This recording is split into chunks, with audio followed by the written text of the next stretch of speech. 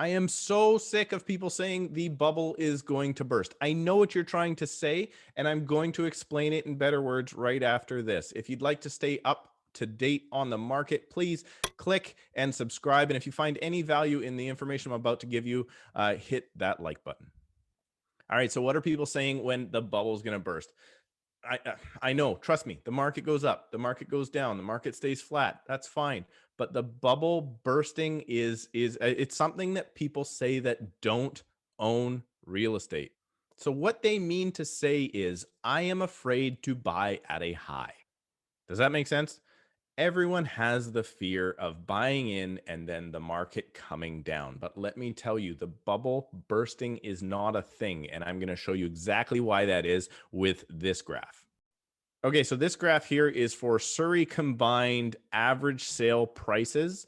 I would show you the HPI, but it's a much smoother line and therefore likely won't illustrate the bubble bursting effect that people are so scared of. So what people are scared of is buying at the top.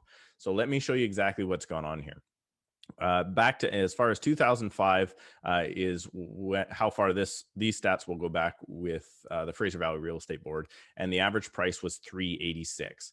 That took off all the way up until mid 2008 when the bubble burst for the first time. 612,000, almost 613 was the price at that point, and then that bubble burst. Remember, bursting, people said back here in 2005 it was going to burst, and that was 386. Then it goes up to 612 and it bursts all the way back down to 536,000. So what the bubble bursting people are saying is, I don't want to buy at 612. I would rather buy at 536, which is now the bottom of the market again. Let's go again. Market takes off all the way up until 2011, up to 706 now. And look at this. We have another bursting of the bubble back down to 650. So all of those people that say the bubble is going to burst, they still only lost, let's say, $50,000 on 700 if they sold or bought in 2011 and sold in 2013. And then, well, let's ride the next big wave. And the bubble, remember, this bubble, in order to burst, has to go down below $386,000. So the bubble rides up again, all the way up to June 2016. And this is where the bubble burst yet again. This is the foreign buyer tax that was brought in by the government leaving, the Liberal government leaving at that point in time. Now we're at a $1.1 million in Surrey, and the bubble burst all the way back down to not 386,000 where it started, but $960,000. Are you following here? So what people are saying is, I'm scared of buying at 1.1 because at one point it was only worth 960. And it takes off again. Now, July 2018 was the introduction of the stress test, and we have another bubble bursting.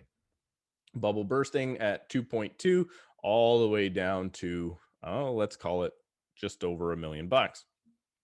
Sorry to tell you guys, if you would have bought even at the peak in July 2018 for 2.2, today's price is almost 1.4.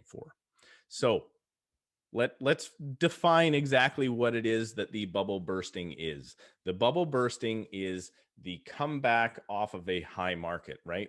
Let's go back here again. So you're always going to have the rise, you hit a peak, and then you have a comeback.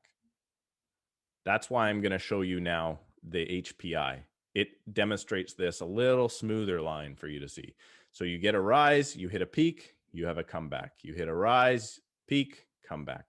Rise, peak, comeback. But the bubble will not burst. It's never coming back down to $386,000. Please stop saying the bubble bursts. I'm sure the comments are going to say otherwise. If there's ever a home available again, a detached home in my marketplace for $386,000, I'll eat my shirt.